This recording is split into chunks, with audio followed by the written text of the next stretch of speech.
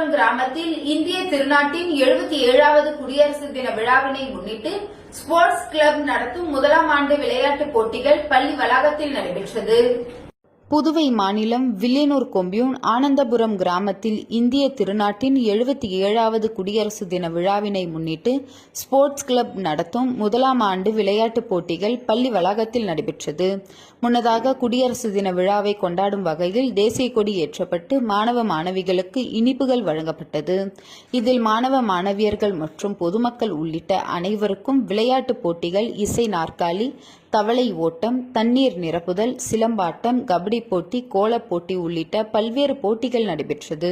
இதில் மாணவர்கள், பெரியோர்கள் என அனைவரும் ஆர்வமுடன் பங்கேற்று போட்டியில் கலந்து கொண்டு தங்களது திறமைகளை வெளிப்படுத்தினர்.